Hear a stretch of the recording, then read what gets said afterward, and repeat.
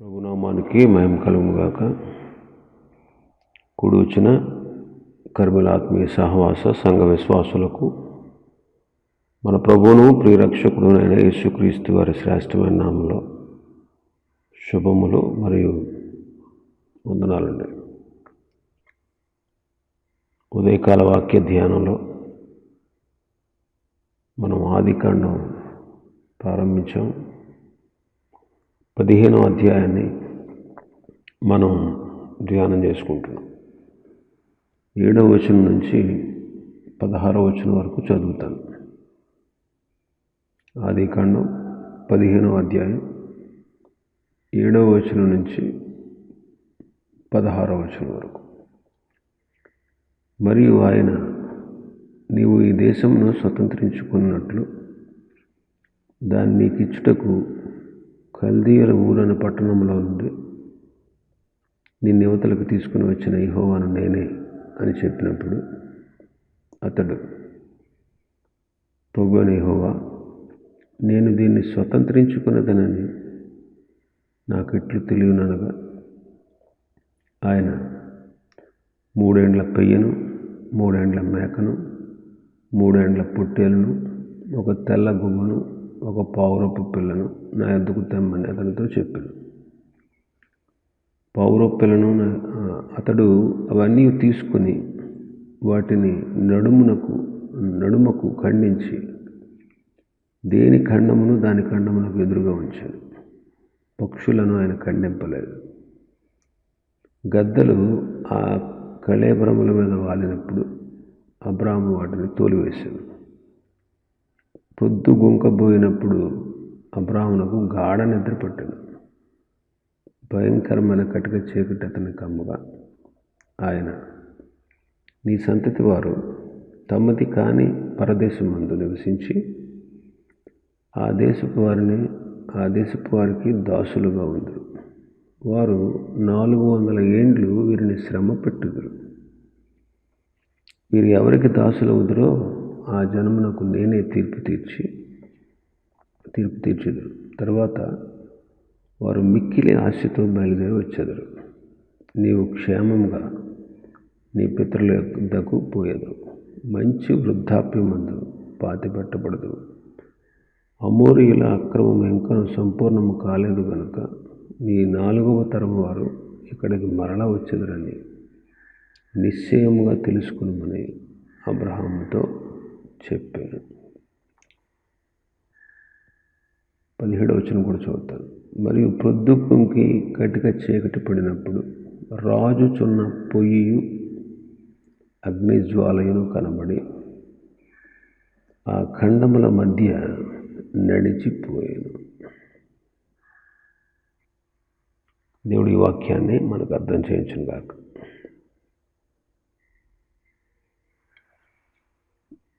ఏడవ వచనంలో దేవుడు అబ్రహాంతో, నేను ఈ దేశాన్ని నీకు ఇవ్వడానికి, దీన్ని స్వతంత్రించుకునేటట్లు దాన్ని నీకు ఇవ్వడానికి కల్దీయుల ఊరు అని పట్టణాన్ని నుండి నేను నిన్ను యువతలకి తీసుకుని వచ్చాను అని ప్రభు చెప్తున్నారు. అంతకుముందే 12వ అధ్యాయం 7వ వచనంలో, 13వ అధ్యాయం 15వ వచనంలో ఈ దేశం నీకు ఇస్తాను అని చెప్పారు. అయితే అబ్రహాం అంటాడు, నేను దీన్ని స్వతంత్రించుకున్నట్లు నాకు ఎలా తెలుస్తుంది అంటాడు. 3 సార్లు దేవుడు అబ్రహాంతో చెప్పినా అబ్రహాం సందేహిస్తున్నాడు. ఈ దినాల్లో కూడా చాలామంది దేవుని వాగ్దానాల గురించి సందేహిస్తూ ఉంటారు. ఆయన విసిగిస్తూ ఉంటారు. ఇక్కడ 3 సార్లు అబ్రహాముతో చెప్పిన అబ్రహాము నమ్మిక చాలలేదు. అయితే ప్రభుని విసిగిస్తున్నాడు. అయినా మన ప్రభు దీర్ఘశాంతుడు, విసిగిపోయేవాడు కాదు. ఆయన విసుగుపడకుండా మరలా అబ్రహాముకి చెప్తా ఉన్నాడు. అయితే ఇది ఎలాగా నేను స్వతంత్రించుకుంటానని నాకు ఎలా తెలుసు అన్నాడు. కాబట్టి ప్రభువు ఆయన చేసినటువంటి దేశాన్ని గూర్చినటువంటి వాగ్దానాన్ని సందేహిస్తున్నాడు. కాబట్టి దాన్ని దృఢపరచడానికి దేవుడు బలిని తీయమన్నాడు. ఆ బలిని దేవుడు అంగీకరించడం వలన ఆ వాగ్దాన భూమిని గురించినటువంటి వాగ్దానం అబ్రహాంకి దృఢమైంది. ఈనాడు మనకు రక్షణ, పాపక్షమాపణ, పరలోక స్వాస్థ్యం, నిత్య నాశనం నుంచి తప్పించబడడం, ఇవన్నీ చాలామందికి డౌట్స్. నా పాపాలు క్షమించబడ్డాయా?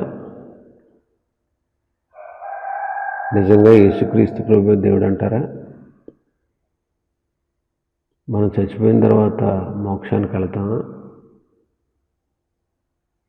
అసలు నరకం అంటూ ఉందంటావా అనే డౌట్స్ చాలామందికి రేజ్ అవుతూ ఉంటాయి.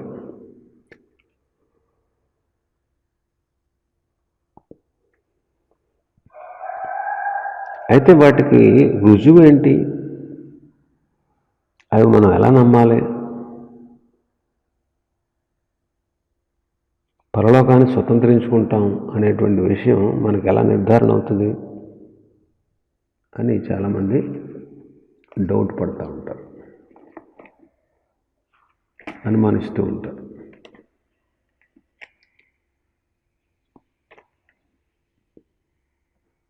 ఒకసారి పేతురు రాసిన మొదటి పత్రిక 1వ అధ్యాయం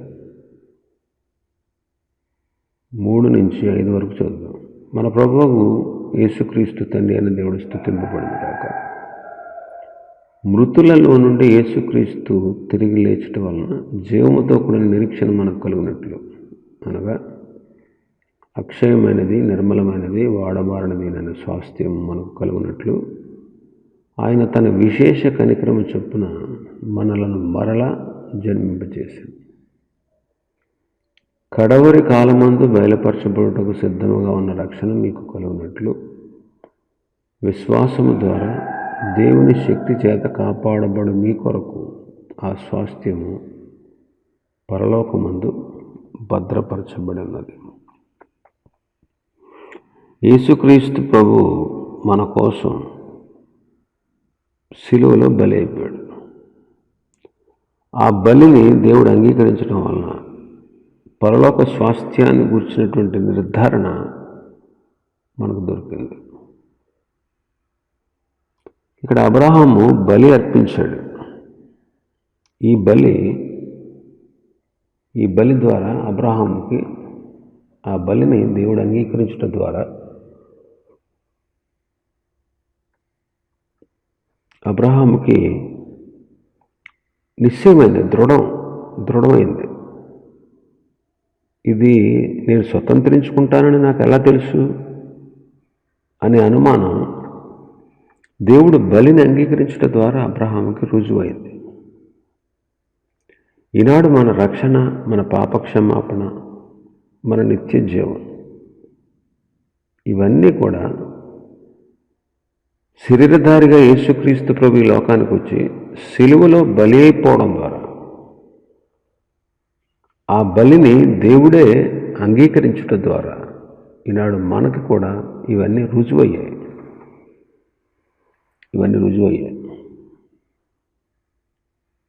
ఇక్కడ అబ్రహాం అర్పించినటువంటి బలి యేసుక్రీస్తు మన కోసం చేసినటువంటి బలియాగానికి సూచనగా, పోలికగా ఉంది. అది ఎలాగో చూద్దాం. అబ్రహాం అర్పించిన బలికి, యేసుక్రీస్తు మన కొరకు అర్పించబడిన బలికి, ఈ రెండిటికి పోలిక ఉంది. మొదటి పోలిక, 5 రకాల జీవుల్ని ఇక్కడ తీసుకొచ్చాడు అబ్రహాం. ప్రభు తెమ్మని చెప్పాడు అబ్రహాంతో. పెయ్యి 9వ 3 ఏండ్ల పెయ్యి, 3 ఏండ్ల మేక, 3 ఏండ్ల పొట్టేలు, ఒక తెల్ల గువ్వ, ఒక పావురపు పిల్ల. ఈ 5 రకాల జీవుల్ని తెమ్మని దేవుడు అబ్రహాంతో చెప్పాడు. 5 అనే సంఖ్య కృపను సూచిస్తూ ఉంది. లేవీకాండం చదివితే మనం మొదటి నుంచి 5 అధ్యాయాల్లో 5 రకాల బలులు మనకు కనపడతాయి. 5 రకాల బలులు.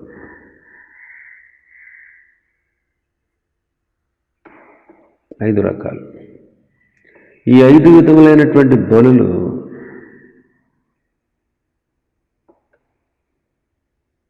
పాపాత్ముడైనటువంటి మానవుడు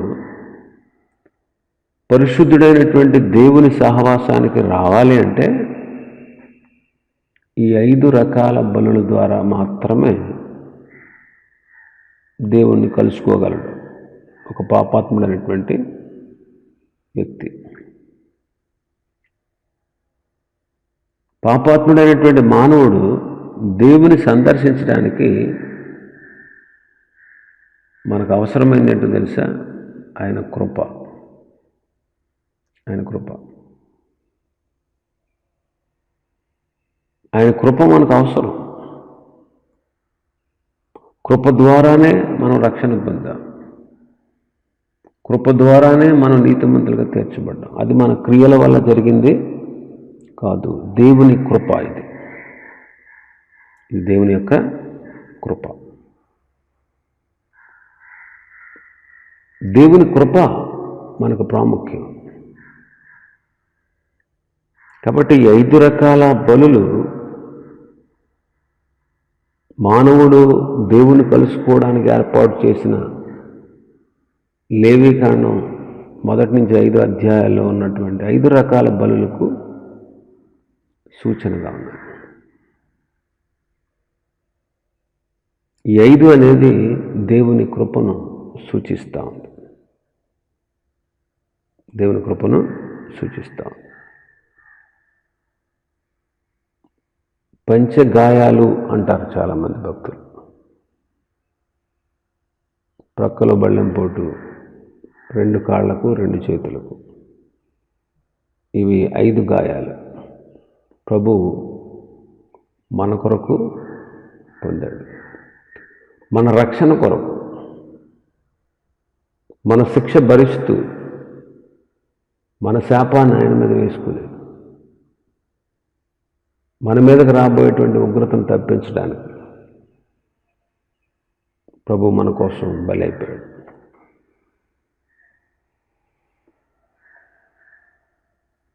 ఆదికాండం 43వ అధ్యాయంలో యోసేపుని కలుసుకోవడానికి అన్నలు వస్తారు. ఈసారి మీ తమ్ముడిని తీసుకురాకపోతే నా దర్శనం మీకు కలగదు అన్నాడు. మీ తమ్ముడు ఉన్నాడు అంటున్నారు కదా, అతడు మీ తండ్రి దగ్గర ఉన్నాడు అన్నారు కదా, మళ్ళీ ఈసారి వచ్చినప్పుడు మీరు అతన్ని తీసుకురండి. అతన్ని తీసుకురాకుండా వస్తే మీరు నాతో మాట్లాడడానికి వీల్లేదు. అతను వస్తేనే మీరు నన్ను. చూడండి 43వ అధ్యాయం 5వ వచనం. మీ తమ్ముడు మీతో లేని ఎడల మీరు నా ముఖము చూడకూడదని మాతో చెప్పాడు.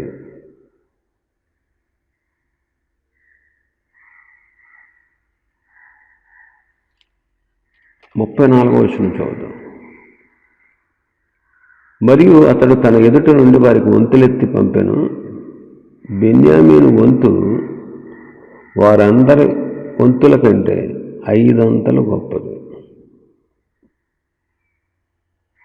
ఇక్కడ భోజనం చేసేటప్పుడు బెన్యామీనికి పంపించినటువంటి వంతు 5 వంతులు ఎక్కువ అంట. ఈ 5 అనే సంఖ్య దేవుని కృపను సూచిస్తూ ఉంది. పౌలు గారు అంటాడు కొరింథీయులకు రాసిన పత్రికలో 2వ పత్రిక 8వ అధ్యాయం 9వ వచనంలో అంటాడు, మీరు మన ప్రభువైన యేసుక్రీస్తు కృపను ఎరుగుదురు కదా, ఆయన ధనవంతుడై ఉండి మీరు తన దారిద్ర్యం వలన ధనవంతులుగా మిమ్మల్ని చేయాలని మీ నిమిత్తము దరిద్రుడయ్యాడు అంటాడు.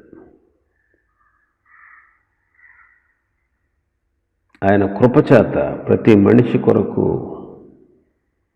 ఆయన మరణాన్ని అనుభవించినట్టు హెబ్రీ పత్రిక రాసిన భక్తుడు చెప్తాడు 2వ అధ్యాయం 9వ వచనం. దేవుని కృప వలన ఆయన ప్రతి మనుష్యుని కొరకు మరణాన్ని అనుభవించాడు. కాబట్టి బలి, అబ్రహాం అర్పించినటువంటి బలి, యేసుక్రీస్తు మన కొరకు బలి అయినటువంటి విషయాన్ని గుర్తు చేస్తుంది. రెండవది, ఆ జీవులు పవిత్రమైనవి.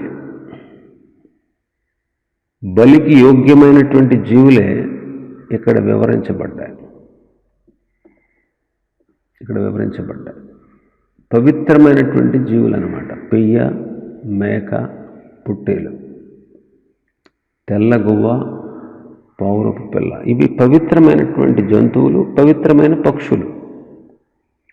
ఆ జీవులన్నీ కూడా పవిత్రమైనవి. వాటిలో ఏ విధమైన అపవిత్రత లేదు. ఇవి బలికి యోగ్యమైనటువంటి జీవులు. నోవహు మొట్టమొదట భూమి మీదకి జలప్రళయం తర్వాత భూమి మీద అడుగు పెట్టగానే పవిత్ర జీవుల్లో, పవిత్ర పక్షుల్లో కొన్నింటిని దేవునికి దహన బలిగా అర్పించాడు అని చదువుతాం మనం. ఈ జీవులు పవిత్రమైనవి. యేసుక్రీస్తు కూడా ఎన్నో రెట్లు పవిత్రుడై, ఎన్నో రెట్లు పవిత్రుడు. పేతురు రాసిన మొదటి పత్రిక 2వ అధ్యాయం 21వ వచనం, క్రీస్తు మీ కొరకు బాధపడి మీరు తన అడుగు జాడలేదు నడుచుకున్నట్లు మీకు మాదిరి ఉంచుకుని, ఆయన పాపము చేయలేదు, ఆయన నోట ఏ కపటము కనబడలేదు, ఆయన దూషింపబడి బదులు దూషింపలేదు, శ్రమ పెట్టు వారిని బెదిరించలేదు, న్యాయముగా తీర్పు తీర్చు దేవునికి తను తాను అప్పగించుకున్నాడు. పాపము చేయలేదు, ఆయన నోట ఏ కపటము లేదు, ఆయన నోట ఏ కపటం లేదు, ఆయన యందు పాపమే లేదు అంటాడు యోహాను గారు. ఆయన యందు పాపమే లేదు.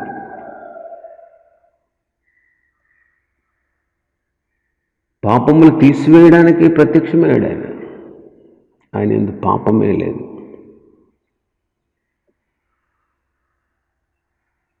పాపం ఎరగడు ఆయన. పాపం ఎరగని ఆయన మన కోసం పాపముగా మార్చబడ్డాడు.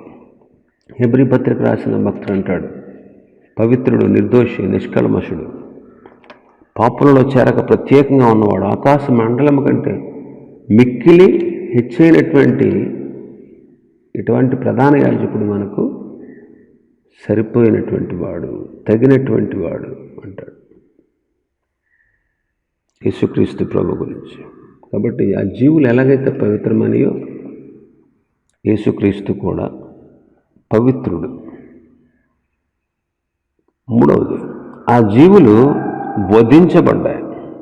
అబ్రహాము వాటిని ఖండించి దేని ఖండమును దాని ఖండమునకు ఎదురుగా ఉంచాడు.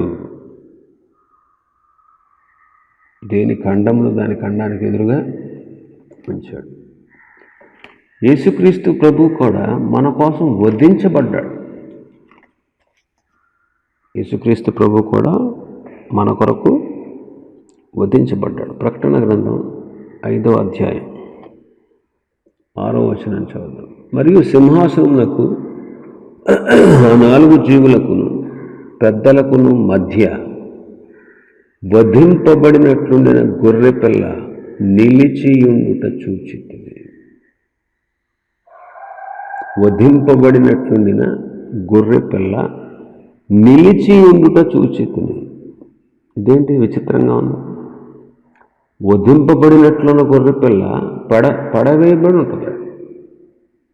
వధించబడితే చచ్చిపోయి పడవేయబడి ఉంటుంది. వధించబడినట్లు నేను గొర్రెపిల్ల నిలిచియుండుట చూచి తిని అంటాడు.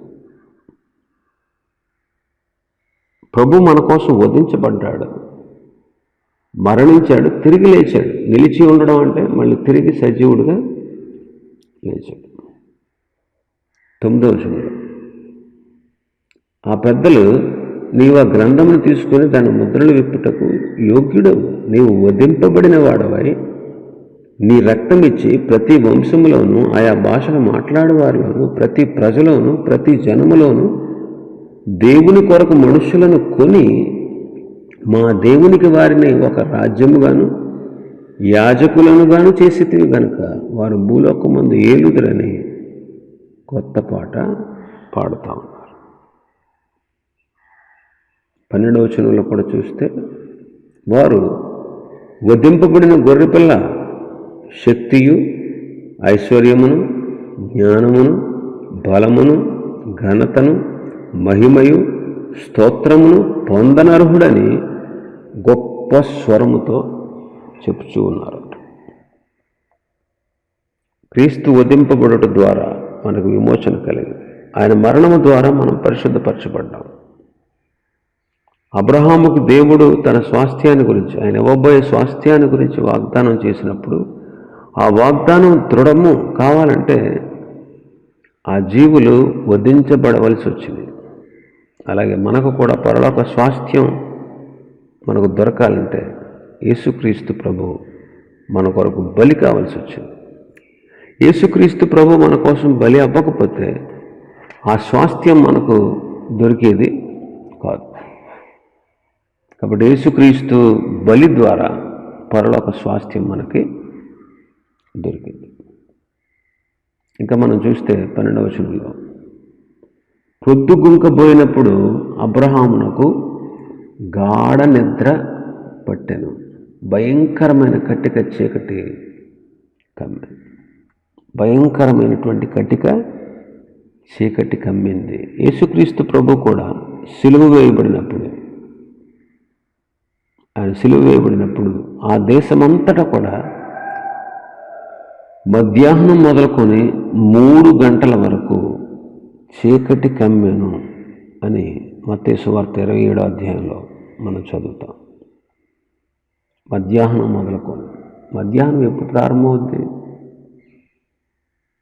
మధ్యాహ్నం 12 గంటలకు ప్రారంభమవుద్ది.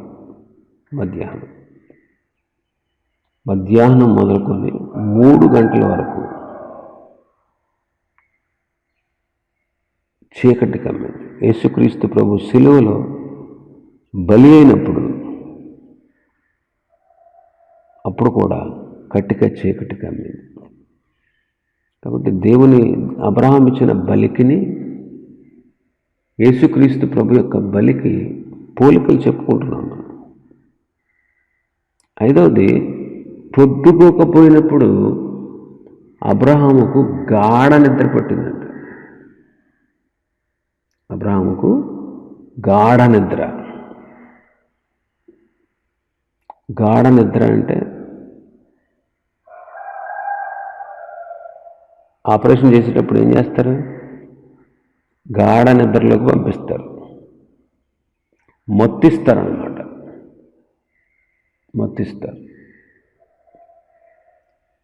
ఆదాముకు గాఢ నిద్ర కలగజేసి ప్రక్కటెముకలోంచి హవ్వను నిర్మించాడు. యేసుక్రీస్తు యొక్క బలిలో ఇది జరిగింది. మన కొరకు ఆయన మరణించడం ద్వారా సంఘము అనేటువంటి కన్య ఏర్పడింది. మనకు పరలోక స్వాస్థ్యము దొరికింది. అయితే క్రీస్తు మన కోసం మరణించాడు. ఆయన మరణమై మనకు జీవాన్ని ఇచ్చాడు. ఆయన మరణంలో మనకి పరిశుద్ధత దొరికింది, తండ్రితో సమాధానం మనకి దొరికింది. పాత నిబంధనలో యాజకులు దేవునికి బలిగా పక్షుల్ని పశువుల్ని బలిగా అర్పించేవారు యాజకులు. క్రొత్త నిబంధనలో యాజకుడు ఎవరు? ప్రభువైన యేసుక్రీస్తు. మరి బలి ఇవ్వాల్సింది ఆయనే మన కోసం బలి అయిపోయాడు. ఈ రెండు కొత్త నిబంధనలో యేసుక్రీస్తే. యాజకుడు ఆయనే, మన కోసం బలిగా అర్పించబడింది కూడా ఆయనే. పక్షులు పశువుల్ని అర్పించాడు. యాజకులు పూర్వకాలం అదే చేసేవారు. అయితే మన ప్రభువే యాజకుడు, బలి పశువు కూడా ఆయనే. కాబట్టి అబ్రహాము అర్పించినటువంటి బలులు యేసుక్రీస్తుకే పోలికగా ఉన్నాయి. ఇంకా 6వది, 3 ఏండ్ల పెయ్యి, 3 ఏండ్ల మేక, 3 సంవత్సరాల పొట్టేలు. 3 అనే పదాన్ని మనం చదువుతాం. 3 అనే సంఖ్య బైబిల్లో పునరుత్థానాన్ని సూచిస్తూ ఉంది. పునరుత్థానాన్ని. యేసుక్రీస్తు ప్రభు కూడా 3వ దినాన లేపబడ్డాడు. ఆయన పునరుత్థానుడయ్యాడు. ఇంకా 7వది, ప్రొద్దుగుంకి కటిక చీకటి పడినప్పుడు రాజుచున్న పొయ్యి అగ్ని జ్వాలయు కనబడి ఆ ఖండముల మధ్య నడిచిపోయేను. 17వ వచనంలో చదువుతుంది. ఈ అగ్ని జ్వాల దేవుని వద్ద నుండి వచ్చింది. లేవికాండంలో మనం చూస్తాం, దేవుని సన్నిధి నుండి అగ్ని దిగి వచ్చి బలి ద్రవ్యాలను దహించడం వలన దేవుడు ఆ బలిని అంగీకరించినట్లు రుజువైందనమాట. లేవికాండం 9వ అధ్యాయంలో ఉంటుందన్నమాట.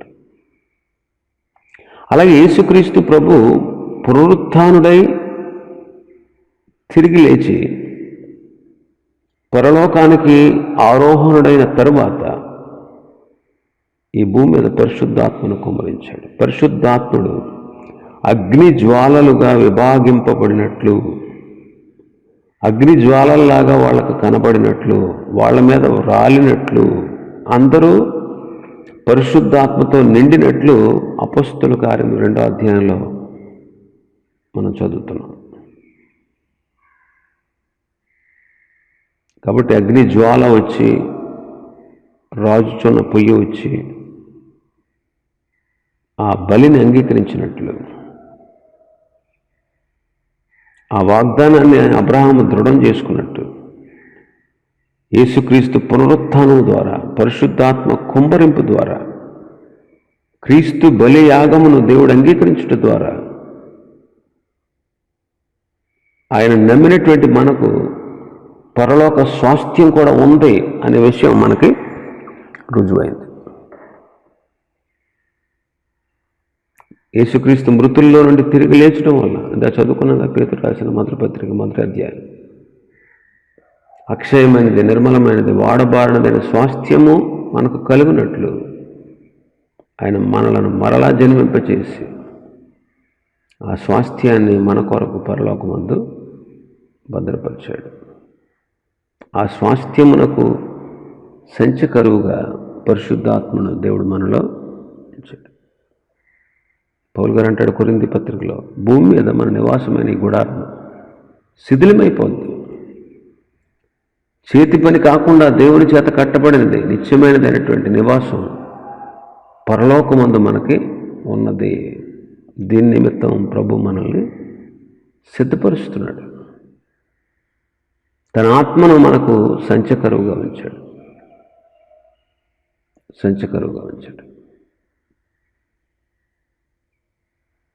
కాబట్టి అబ్రహాం అర్పించిన బలి యేసుక్రీస్తు యొక్క బలికి సాదృశ్యంగా ఉంది.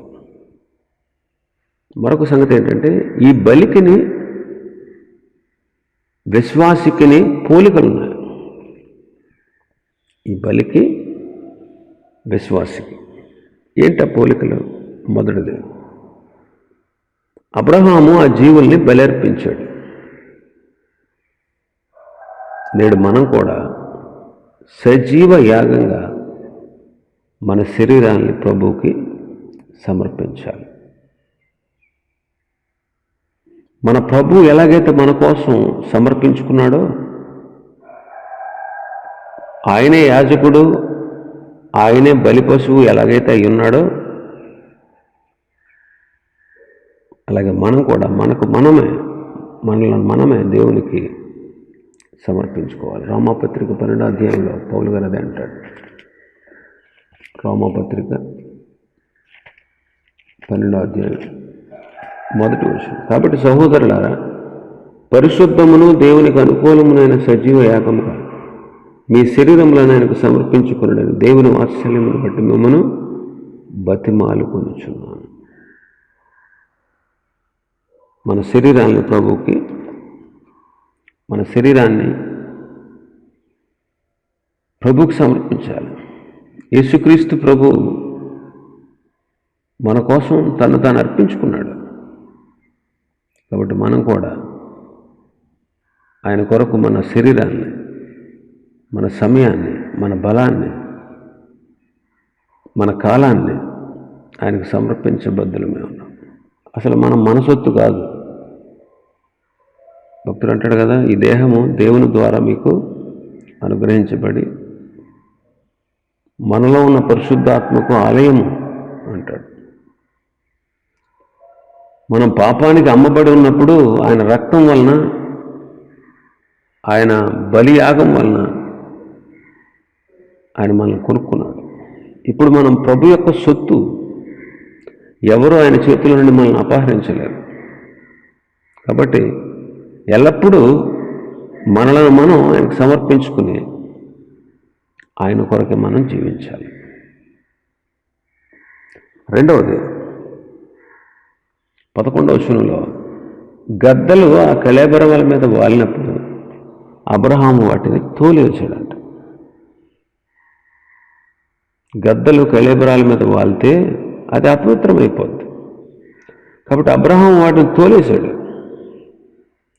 నేడు మనం కూడా ఆయన కోసం మనల్ని మనం అర్పించుకున్నటువంటి మనం కూడా అపవిత్రమైన తలంపులు, అపవిత్రమైన కోరికలు కలిగినప్పుడు వాటిని మనం తోలివేయాలి. పరిశుద్ధమును దేవునికి అనుకూలమునైన సజీవ యాగములుగా మన శరీరాలను ఆయనకు సమర్పించాలి. కాబట్టి అపవిత్రమైనది మన మీద వాలితే మన అర్పణ అపవిత్రమైపోద్ది. కాబట్టి అపవిత్రమైన వాటిని మనం విసర్జించాలి. తిమోతితో పౌలు గారు అంటాడు, అపవిత్రమైన ముసలమ్మ ముచ్చట్లు విసర్జించు అంటాడు.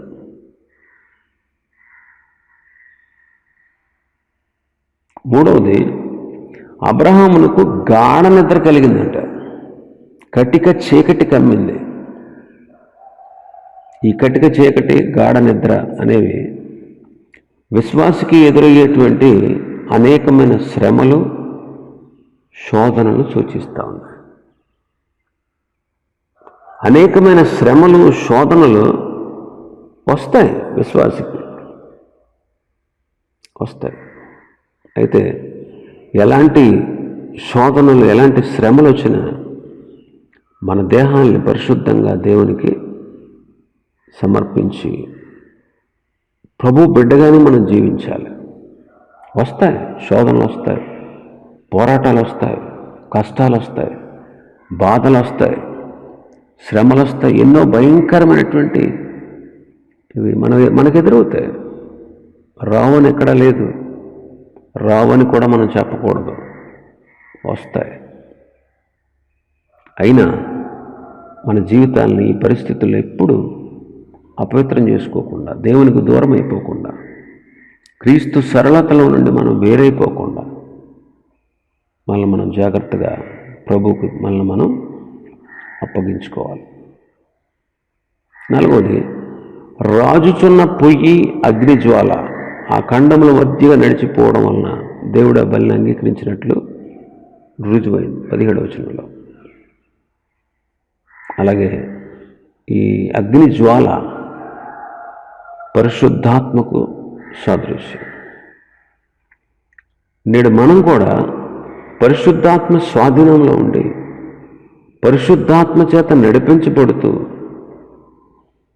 పరిశుద్ధాత్మ సహాయంతో మనల్ని మనం దేవునికి సమర్పించుకున్నప్పుడు దేవుడు మనల్ని అంగీకరిస్తాడు. దేవుడు మనల్ని అంగీకరిస్తాడు.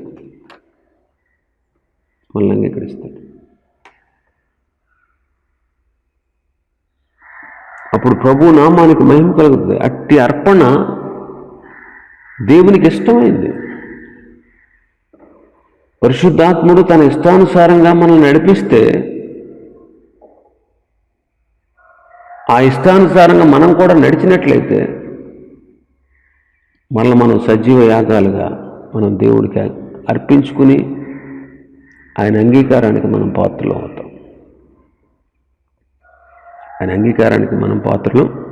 అవుతాం. ఇంకా మనం చూస్తే ఈ అధ్యాయంలో ఈ బలి అర్పించినటువంటి అబ్రహాముకి దేవుడు కొన్ని సంగతులు బయలుపరుస్తున్నాడు.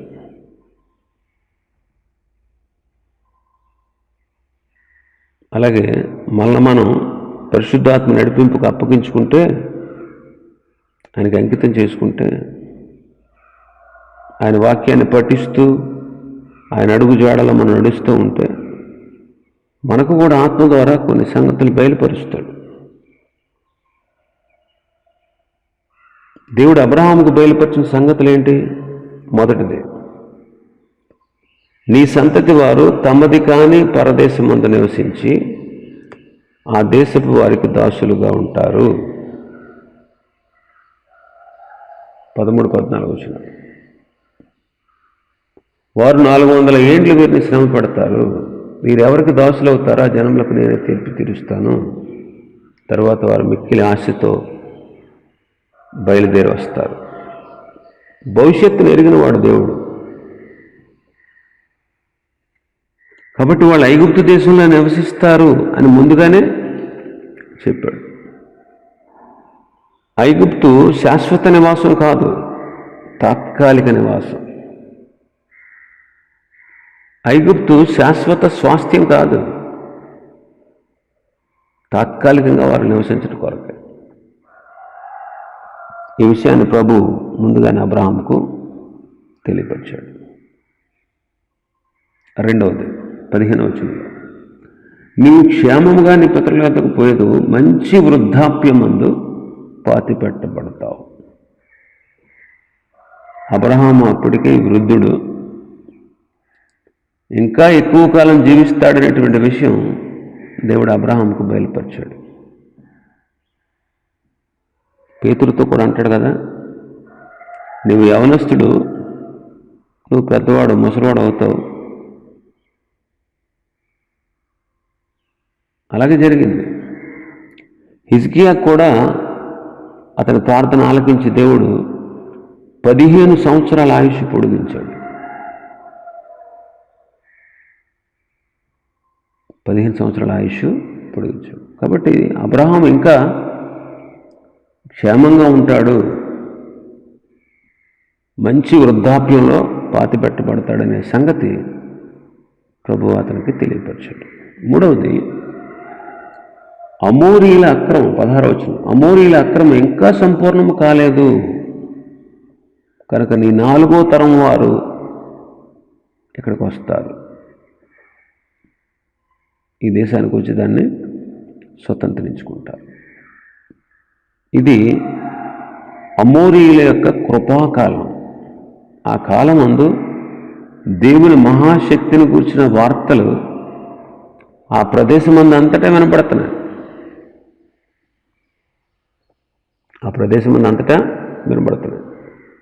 ఆ ప్రదేశమందు అంతటా వినబడినప్పుడే రాహాబు ఏం చేసింది? దేవుని ఆశ్రయించి ఆమె కుటుంబం మాత్రం రక్షించబడ్డారు. మిగతా ప్రజలు విని కూడా దేవునికి లోబడిన కారణం చేత నాశనం చేయబడ్డారు. అమోరీయులకు అది కృపాకాలం. 400 సంవత్సరాలు వాళ్ళకి కృపాకాలంగా ఇచ్చాడు దేవుడు. 400 ఏళ్ళ తర్వాత ఇశ్రాయేలీలు ఐగుప్తు నుండి బయలుదేరి కనానులో ప్రవేశించారు. అమోరీయుల యొక్క కృపాకాలం. అందుకంటే అమోరీయుల అక్రమం ఇంకనూ సంపూర్ణం కాలేదు. కాబట్టి ఇప్పుడెప్పుడే ఇవ్వను వాళ్ళ దేశాన్ని. వాళ్ళ అక్రమం పూర్తి అయిపోయిన తర్వాత ఇస్తాను. ఎందుకంటే వాళ్ళు నన్ను నమ్మరు, వాళ్ళు నా మహత్యాన్ని తెలుసుకోరు. ప్రభువుకు ముందుగా తెలుసు, భవిష్యత్తు తిరిగిన వాడు. కాబట్టి ఈ 3 విషయాలు. నీ సంతతి వారు పరాయి దేశంలో బానిసలుగా ఉంటారు, శ్రమలు పడతారు. నీవు మంచి వృద్ధాప్యంలో పాతిపెట్టబడతావు. అమోరీల అక్రమం ఇంకనూ సంపూర్తి కాలేదు, కాబట్టి నీ 4వ తరం వాళ్ళు ఇక్కడికి వస్తారు అని చెప్పాడు. అబ్రహాం బలి అర్పించినందువల్ల ఈ సంగతులు తెలిసాయి. తన సంతతి వారు ఐగుప్తులో బానిసలుగా ఉంటారనే విషయం. 2, నిండు వృద్ధాప్యంలో పాతిపెట్టబడతాను అనే విషయం. 3, అమోరీల అక్రమం పూర్తి కాలేదు కాబట్టి 4వ తరం వారు, అబ్రహాం తర్వాత వచ్చే 4వ తరం వారు ఈ దేశాన్ని స్వతంత్రించుకుంటారు అనే విషయాన్ని ప్రభు తెలియపరిచాడు.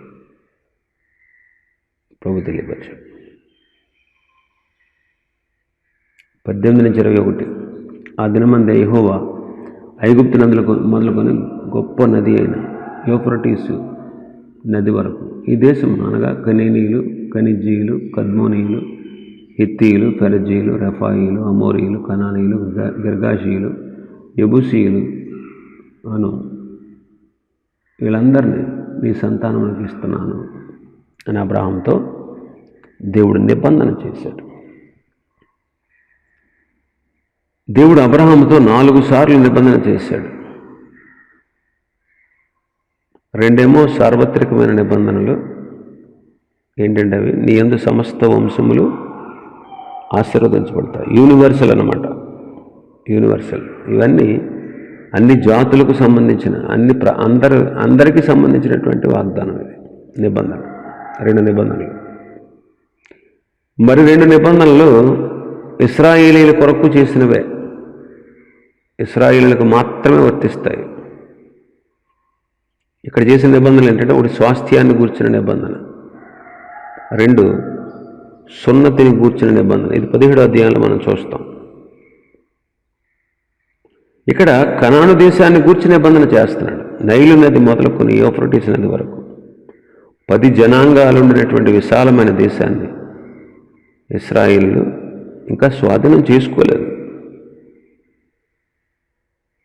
ఐగుప్తు దేశాన్ని నుంచి విడుదల పొందాక వాళ్ళు వచ్చి స్వాధీనం చేసుకుంటారు. మనకు కూడా పరలోక స్వాస్థ్యమును గురించినటువంటి వాగ్దానం ఇంకా మనం స్వతంత్రించుకోలేదు. కానీ యేసుక్రీస్తు ప్రభు వచ్చినప్పుడు ఆ వాగ్దానం సంపూర్ణంగా నెరవేరుతుంది.